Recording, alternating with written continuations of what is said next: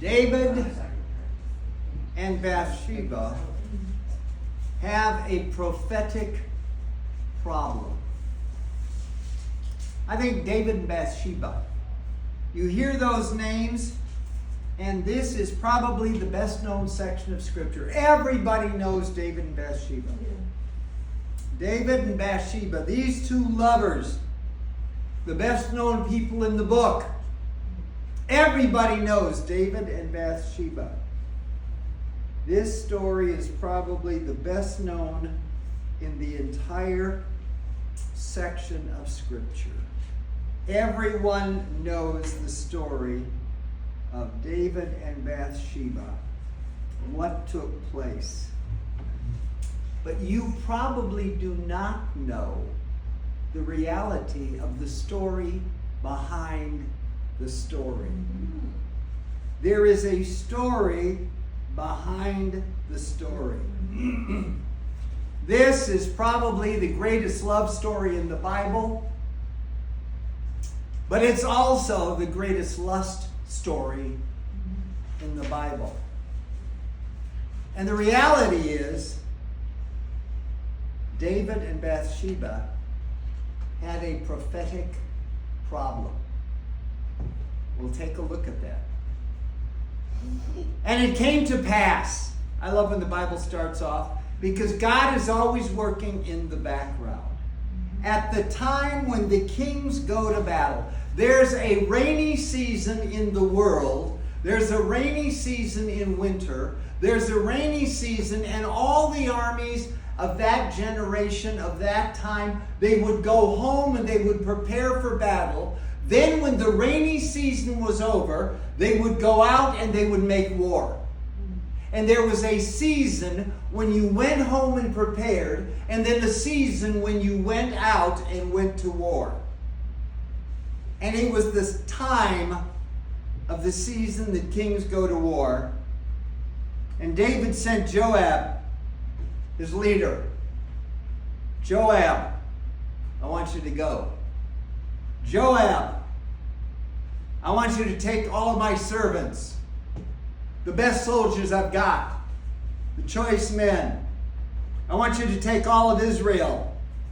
I want you to go. And I want you to make this war. And only David remained alone in Jerusalem.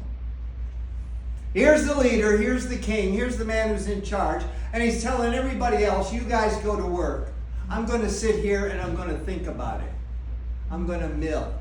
He was a man who was accountable to no one because he had sent away all the people who would watch him, who would keep an eye on him, to whom he would be accountable. A man should have accountability to others around him. But David was in solitude. David was alone. Notice verse 2. The Bible is so repetitive. And it came to pass at eventime that David went and he walked on the roof of the palace. You'll notice the Bible does not say on the roof of the palace. It says it walked on the roof of the king's house. Because that was not David's house. That was the house of the king of Israel, and David happened to occupy that position. That was the house of Israel, the house of leadership, the house of the king. And David, in the evening, started walking upon that house. Notice, in this text, verse 1 starts, it came to pass. Verse 2 starts, it came to pass. Verse 14 says, it came to pass. Verse 16 says, it came to pass. You see, God is behind. He is shaping, he is maneuvering, he is working in every detail of this story. He is working in every detail of everything that we see, because David had a prophetic problem. And God is working in every detail of our lives when we have problems in our life. And so it came to pass. He was walking on the king's roof.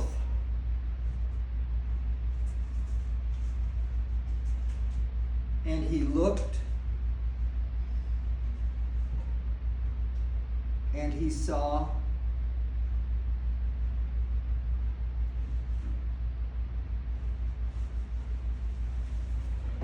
what was going on. I want to get the point. The army is all gone to the city of Rabbah, a great city, a great task, a great undertaking. And the king is sitting here thinking about himself, thinking about his life, thinking only about himself. Everybody else was gone doing work. David was not doing the work of the king. He was doing work for himself. And so David didn't go on this great task. He simply stayed home and he played. And from the roof, he saw a woman who was washing herself. And the woman was very, very, very, very beautiful. She was in what we would call a mikvah. It was a little bathtub of a certain size with fresh water flowing in one side, fresh water flowing out the other side. She was washing herself. We would call it a hot tub. And she was there by herself in her garden, absolutely alone, in the hot tub, and she was wearing no clothing, and she was washing herself. We've been to this location at the city of David. There's a long hill that goes down, and then at the top of this hill is where the king's house was, and there's a 3-story building that was there. On the bottom was all the legal work of Israel. On the top was where the king lived. David was on the very top, and he looked down, and he looked, and he saw this woman who was bathing herself. He saw this woman. It says a little later on, for she was purified from her uncleanness. Now, God gave rules to Israel that didn't necessarily make sense. They had to be obeyed, but there always was a biological reason for God's rule. God told the children of Israel that they should be fertile, they should multiply. He then gave them a rule that when a woman had a period of impurity, when she was going through her menstrual period, she was considered separate from society, separate from her husband, separate from the family. She was separated for a time from them. This meant that for 2 weeks, the husband, unlike in pagan marriages, could not go after her and have sex with her. For 2 weeks, he withheld himself from her. For 2 weeks, they developed the relationship of talking instead of developing the relationship of sex. And so they developed a relationship to talk for 2 weeks. And then when this 2-week period was over, she would wash herself and be considered clean ritually, and she was ready to make love to her husband. Now, the interesting thing that God knew is that in a woman's cycle, she goes through a period where she sheds all the excess blood from her body. It comes out and it removes. And then 2 weeks later, her body is ready and releases a seed, and she is fertile. This law meant that the children of Israel were among the most fertile people on earth, because the man held himself for 2 weeks and the woman held herself for 2 weeks. And then they got together at a most auspicious time. The Bible is very clear in this story that it's the most auspicious time. And David saw this woman, and she was bathing, and she was gorgeous. I want to point out that it says, and David saw and he inquired about this beautiful, beautiful, beautiful, beautiful woman, because 3 times in 3 verses it says she's beautiful. It focuses on the fact that she captured David with his eyes. She captured David with his lust.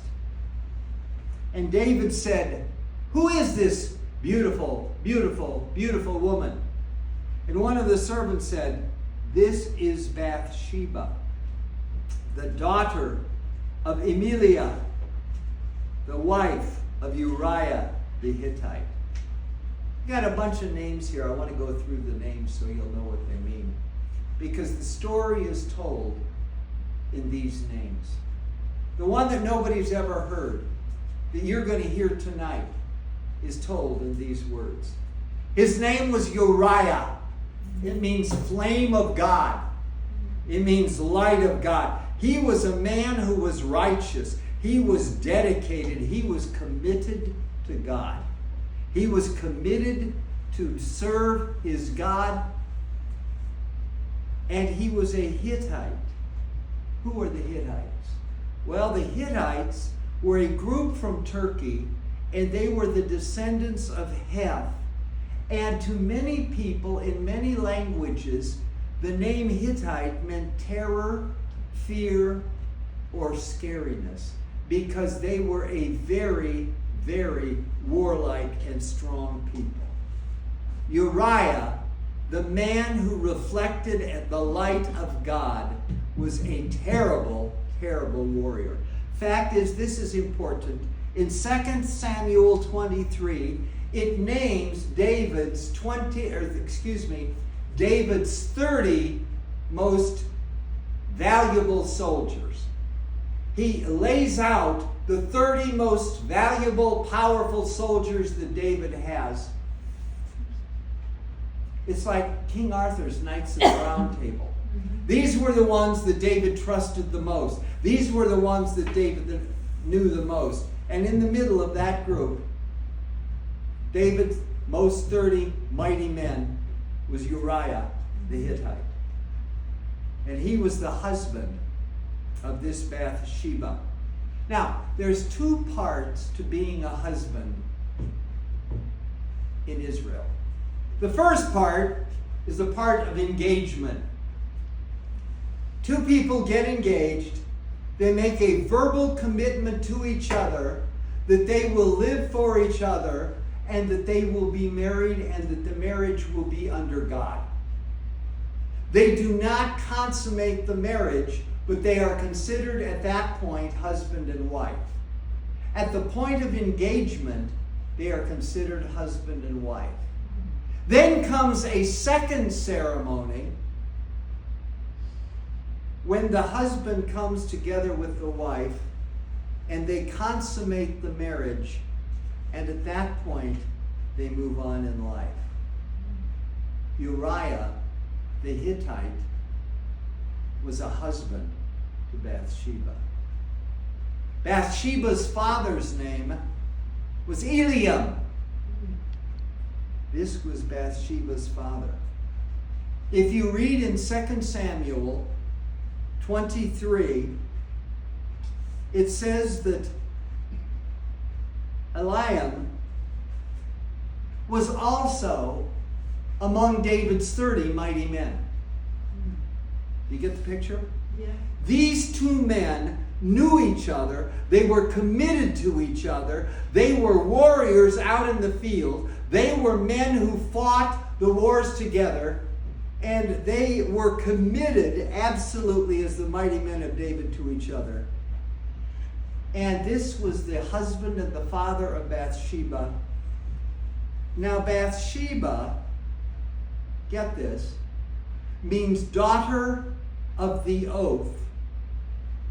What a strange name for a girl. You have a young girl and you name her daughter of the oath. I want you to get the picture. Here's two soldiers who bivouac together, who have lived and died and fought with so much going on in war. They are so committed to each other that the father made a commitment to the other, to Uriah. He said, "My daughter shall have an oath from her birth that she shall be your wife." Got the picture? Yeah. These two were committed, and Bathsheba's name was daughter of the oath. She was the fulfillment of the oath between these two soldiers bivouacking in the field. And along comes David with Bathsheba. And David and Bathsheba have a real prophecy problem. David and Bathsheba have a prophecy problem. And David sent men, and they talked to her, and they took her. And she came with them, with the messengers. And David showed her the richness of the king's house. These are my jewels. These are my crowns. These are my books. This is my library. This is my living room. This is my 150-yard dining room. This is my bedroom. He showed it all to her. And this young girl, engaged, married to another man, was awestruck by the king. And it said that he lay with her. And she returned to her home. Now, David and Bathsheba had a prophecy problem before they had a social problem. What was David and Bathsheba's prophecy problem? I believe that David saw this woman. Now, you know David was a prophet, right? Yeah. How many psalms did he write? He wrote a bunch of them. Every one of those psalms is prophetic about what God is doing, what God's going to do, what's going to come in the future. David was a prophet. He understood prophecy, what was coming to be. He looked at this woman and instantly he knew, this is your woman. This is your queen. This is the mother of Solomon, the next king. He knew it all when he saw her in an instant. David and Bathsheba had a prophecy problem because she's somebody else's wife. You see the problem? Yeah. Prophetically, he knew something was true. But in reality, something else was going on. And God, it says, was working in this. 4 times it says it came to pass because God was working. Verse 5, and the woman conceived. And she sent unto David that she was with child. Now, not only did they have a prophecy problem, now they got a social problem. Now they've got a moral problem. Now they've got a problem that every man and woman in Israel can gossip about. Now they've got a problem that everybody can talk about. Because she is with child. So David comes to a very common sense solution. He says, what I will do, I will send to Joab, and I will have him send Uriah the Hittite here, and I will give Uriah the Hittite, I will give him some time off, I'll give him a furlough so he can go and enjoy the pleasures of his wife. Now, was David following prophecy when he did that? No. David was trying to cover his own hide. David was trying to hide his own sin. David was trying to make everybody else think everything was okay because he should have known better. He should have been working with the army. He should have known that prophetically that if God said, this is your woman, this is your queen, this is the mother of your child, and this is the mother of the next king of Israel, the one who will be the Prince of Peace, that if this all is in God's hand, that God's going to take care of it. Shouldn't he have known that? Yeah. Shouldn't he have been aware of that? Shouldn't we, when we're caught in the middle of these dilemmas, realize that God got me into it and God can get me out of it? God got me started with it and God can get me through it. Should we not have the faith that we know that it will come to pass and God will take care of it? And David said to Joab, send me Uriah the Hittite. So he sent him. And I can see Uriah being impressed. Because he came and he showed him the same throne he had shown his wife. He showed him the same dining room he had shown his wife. He showed him the same legal system, court he had shown his wife. And he said, by the way, how's the war going? Now, can you not imagine that this mighty man was really impressed that the king of Israel asked him to come and is asking him of his view of the war? He was impressed. How's the war going? How's General Joab doing? How's the army doing? Is the food getting through? He talked to him about the everything days that took place in the army. How is Joab? And he said to him, go down to thy house. Go down to thy wife. Go down. Notice David is defying the prophecy of God. And he's sending this man. I have always believed that Uriah had never consummated the marriage with Bathsheba. And he wasn't about to do it now. So he went down to the door of the king's palace and he slept with the servants. He slept with the soldiers. He slept with the guards. He was with the praetorians. He was with the people. And he ate with them and he drank with them and he talked with them and he slept with them. And it got back to David. They told him, Uriah did not go and sleep with his wife. He stayed at your palace. And David, knowing what kind of man he was, kind of a lusty man, he said to Uriah, he said, why didn't you go and stay with your wife? And Uriah said, the Ark of the Covenant is in a tent at the battleground. He didn't need to say, David, you haven't seen it because you haven't been there because you've been here. He just said, the Ark of the Covenant is in a tent at the battleground. Joab and all the soldiers are bivouacking out in the fields. Everybody I know is working for Israel, and you expect me to go home and to relax and furlough with my wife? Far be it from my soul ever to do anything like that. See how committed this man is to the fight? Here's David trying to talk him into doing something wrong that will break the prophecy of God. And he is so committed to being a shining light for God. Is it not true that we should treat soldiers this way?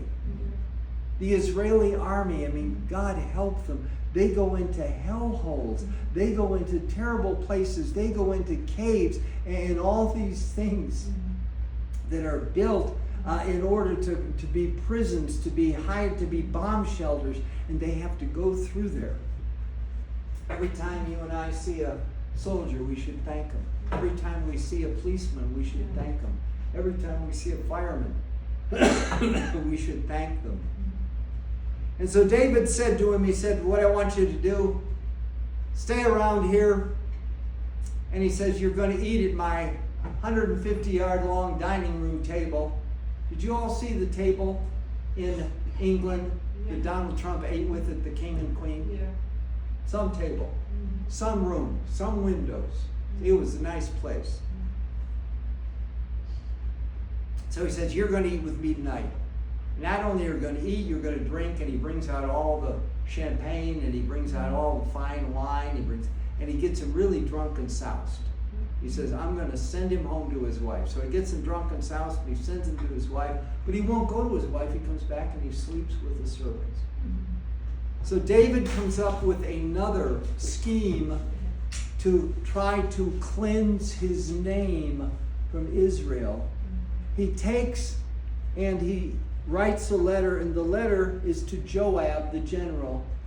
And the letter says, Joab, whoever bears this letter to you, I want you to give him leadership in the most dangerous mission you're going to send against the great city that you're attacking.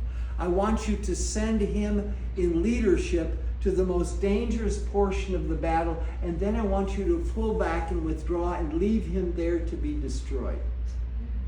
And Joab, because he's been through all these years with David, he unflinchingly does what David says. He unflinchingly follows what David said. Isn't this kind of what got the Nazis in trouble during World War II? Well, I was only following orders.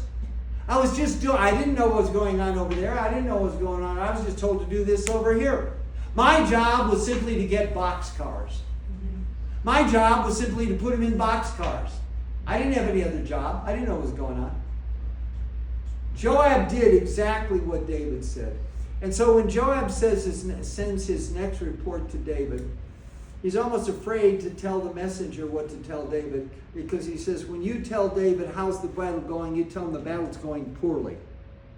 We have not done what we wanted to do, and we were not able to take the city last month. And if David gets mad and starts screaming at you, why aren't you doing a better job? You tell him, by the way, Uriah the Hittite was also killed. And David will settle right down. And so David sought to cover himself up. The problem was, David thought that he had covered everything up. But what he had not covered up is the fact that God was very unhappy with what he did. It came to pass that David wrote a letter. It came to pass that Joab obeyed the letter implicitly. It came to pass very much so that that's the way that it was. And so what happened was Uriah the Hittite died. Bathsheba mourned her husband 30 days. And then she came, and David took her to be a queen, his wife, and he brought her into the house. And David was happy, and Bathsheba was happy, and she had a child. I had a cousin who's a nurse, and she was kidding me when I was in high school, and I didn't know exactly what she meant, but she was kidding me. She said, as a nurse, I've learned something. The first child can come anytime, the second one takes 9 months. And that was the story of David and Bathsheba.